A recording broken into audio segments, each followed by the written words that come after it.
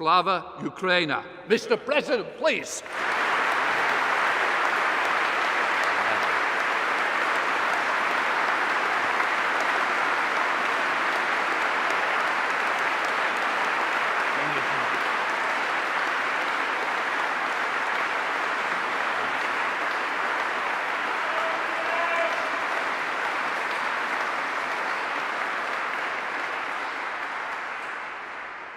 Thank you so much.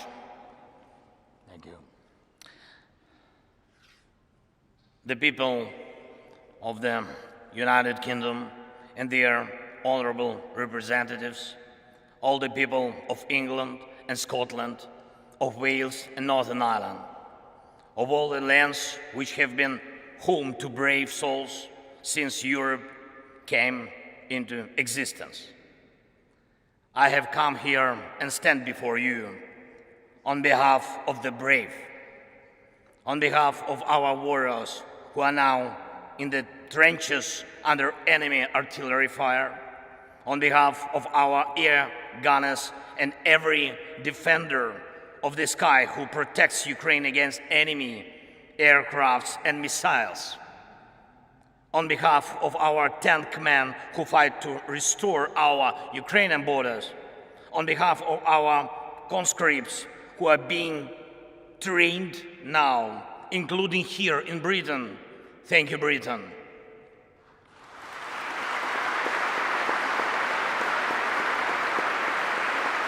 And who will be then deployed to the front line, skilled, equipped, and eager to win. On behalf of every father and every mother who are waiting for their brave sons and brave daughters back home from the war. Mr. Speaker, you may, I think, well remember as roughly more than 2 years ago, we met with you here in Parliament. Great honor was for me. And I remember we enjoyed tea. We talked, of course. We talked a lot about our people and about our countries, about the British and Ukrainian political traditions. Mr. Prime Minister Rishi, when we had our meeting earlier today, and I said to you that I will tell a story in my address to the Parliament, and a story about my feelings on my first visit to London as President in autumn 2020. The program was packed. Royal Highnesses William and Catherine, and Buckingham Palace, and aircraft carrier of the Royal Navy, the Westminster, of course, Downing Street, and of course, the war rooms. And there is an armchair in the war room, the famous Churchill's armchair, and a guide smiled and offered me to sit down on this armchair from which war orders had been given. And he asked me, how did I feel? And I said that I certainly felt something. But it is only now that I know what the feeling was. And all Ukrainians know it perfectly well too.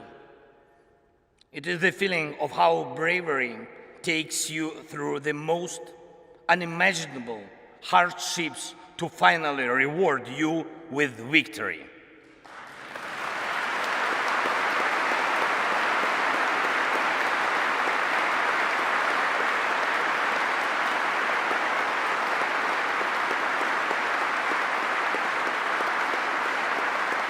Ladies and gentlemen, I thank you for your bravery. Thank you very much from all of us. Yes, please. That is for you. All applause for you.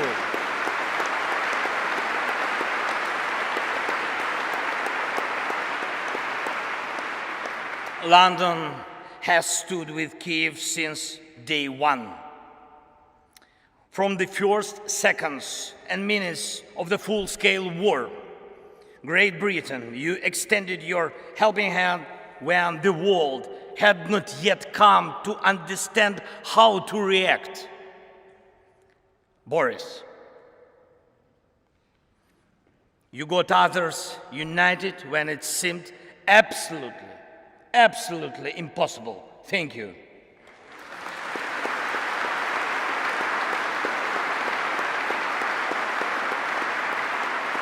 You, all of you, you all showed your grit and character back then. Strong British character. You didn't compromise Ukraine, and hence you didn't compromise your ideals, and thus you didn't compromise the spirit of these great islands. Thank you very much.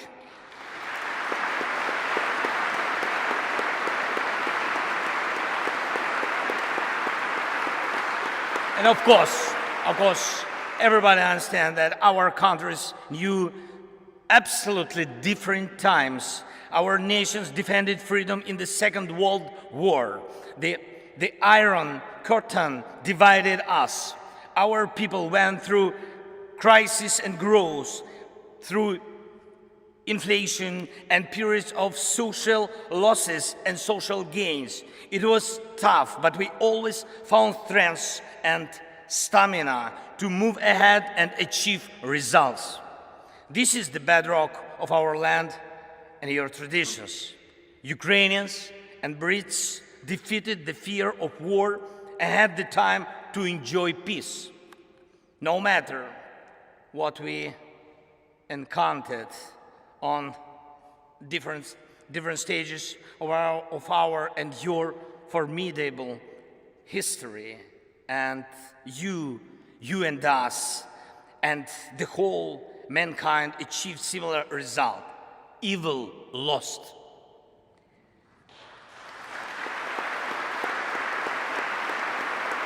Evil lost. We will always come out on top of evil. This lies at the core of our, but also your traditions. However, the horizon never stays clear for a while. Once the old evil is defeated, the new one is attempting to rise its head. Do you have a feeling that the evil will crumble once again? I can see in your eyes now we think the same way as you do. We know freedom will win.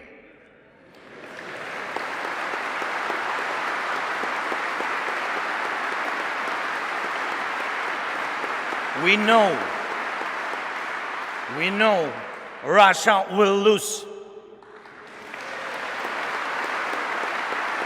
And we really know the victory will change the world. And this will be a change that the world has long needed. The United Kingdom is marching with us towards the most important victory of our lifetime. It will be a victory over the very idea of the war. After we win together, any aggressor, it doesn't matter, big or small, will know what awaits him if he attacks international order. Any aggressor who will try to push the boundaries by force, who will inflict destruction and death on other peoples, who will try to endure his dictatorship at the expense of other people's blood in criminal and unprovoked wars, as the Kremlin does. Any aggressor is going to lose.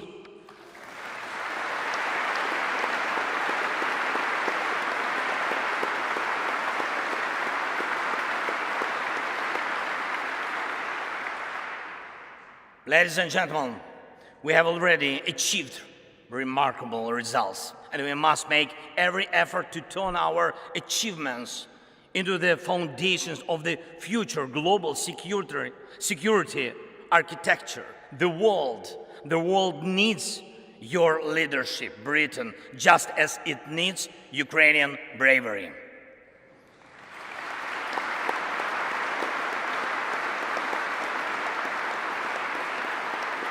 When the full-scale invasion began, we, together with you, Britain, and United States and other allies, formed a true coalition of friends. That is very important. You were among those very few who had helped before the large-scale invasion began, exactly as it will be necessary every time in the future to prevent aggression from happening. Your help was preventive. We must take these principles of preventive aid to those who are threatened with aggression and preventive sanctions against those who threaten aggression as basic principles of the world anti-war policy. We created a coalition of NLAW. Thank you. Of NLAW and Javelin that stopped the advance of the Russian army from the first day of the invasion.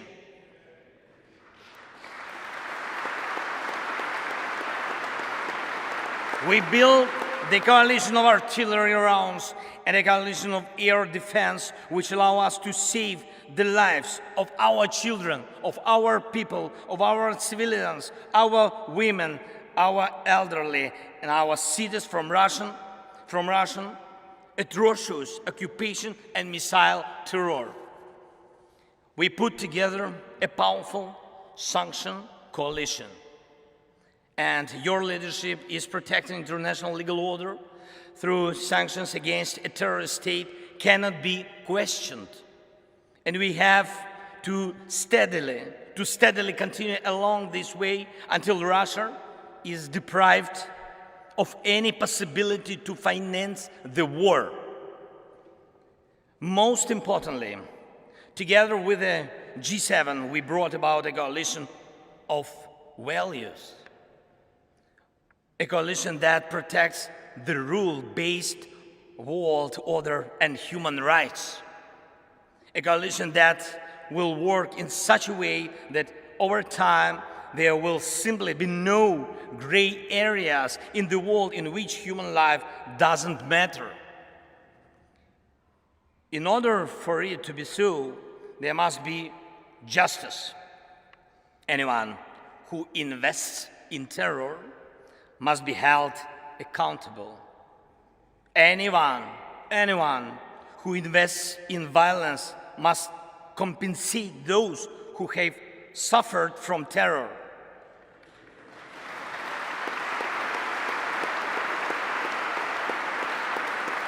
Terror, aggression, or other forms of state violence. Our proposals for the creation of a special tribunal for the crime of Russian aggression against Ukraine and special compensation mechanism which will compensate war losses at the expense of Russian assets are based on such principles. Justice is one of 10 elements of the peace formula proposed by Ukraine and supported by Britain. I thank you for your readiness to invoke the formula. Thank you, Prime Minister. Thank you very much.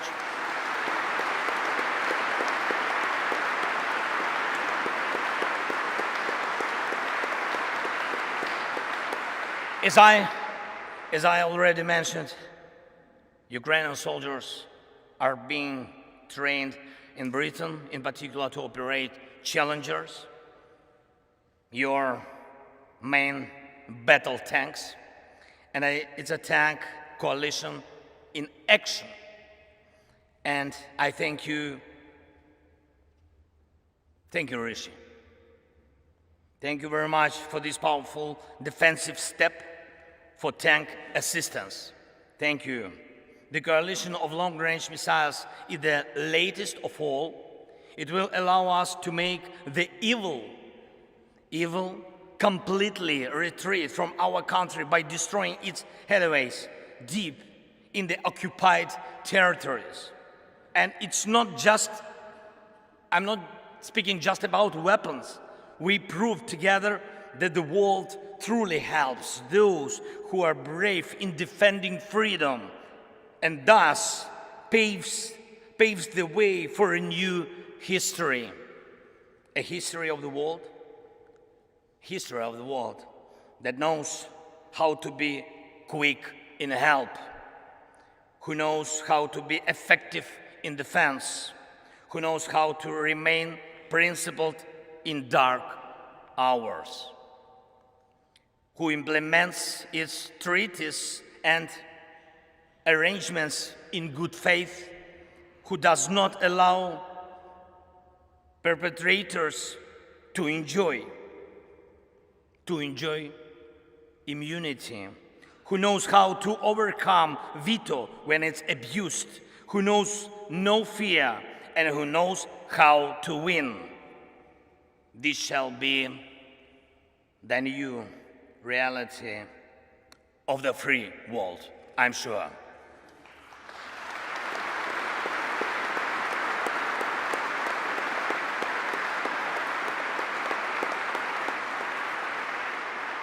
However, evil is still around today, and the battle continues.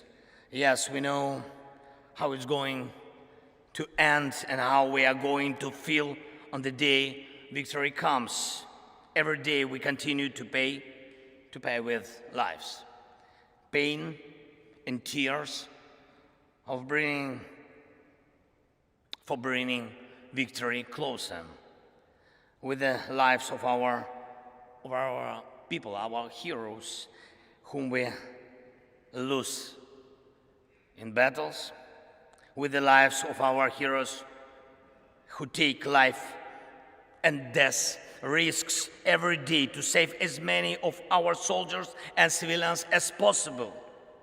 And today, I will have the honor to be received by His Majesty the King.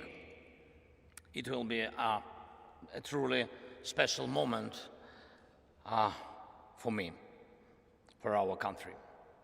And in particular, because I will convey to him from all the Ukrainians the words of gratitude for the support His Majesty showed to them when he was still the Prince of Wales.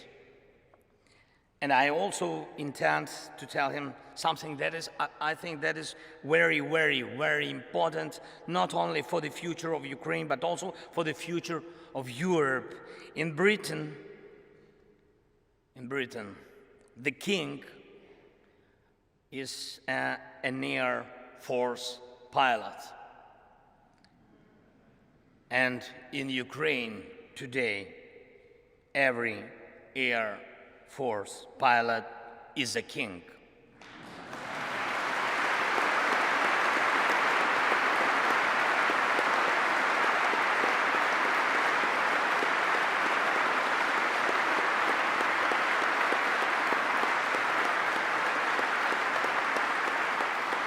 For us, just for us, for our families.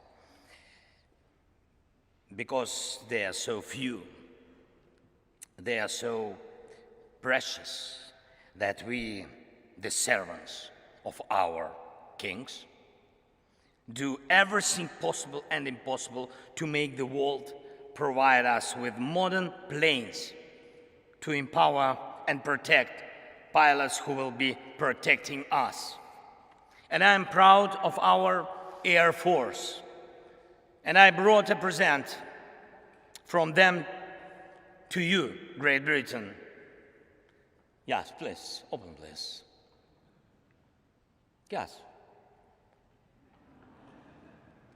Yes. To the speaker. Yes, speaker. I will. And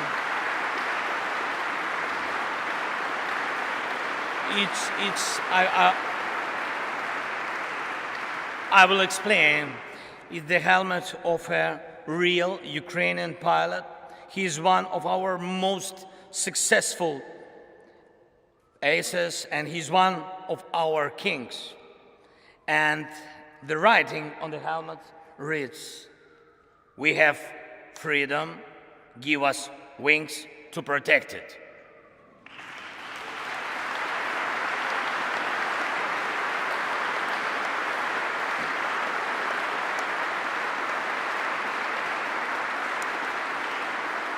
I trust this symbol will help us for our next coalition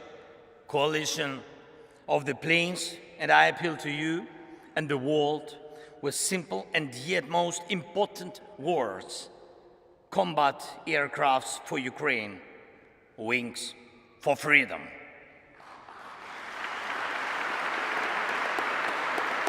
Great Britain, you and us both struggle for peace, but instead we are forced to face the range that seeks to deprive us of peace and everything else that is valuable in life. Unfortunately, it is in human nature to allow evil mature. It then stands up against humanity. It then destroys and kills. It launches aggressions and breaks people's lives. You and us have already fought together against such evil. You and us already have the experience of defeating the evil that is generated by human nature. I'm not saying there will be no more wars after the war ends. No, it is impossible to completely erase evil from human nature. Yet it is in our power to guarantee with words and deeds that the light side of human nature will prevail. The side you and us share, and this stands above anything else. Thank you for your attention. Thank you for your support. And leaving a British Parliament 2 years ago, I thanked you for delicious English tea. And I will be leaving the Parliament today, thanking all of you in advance for powerful English planes.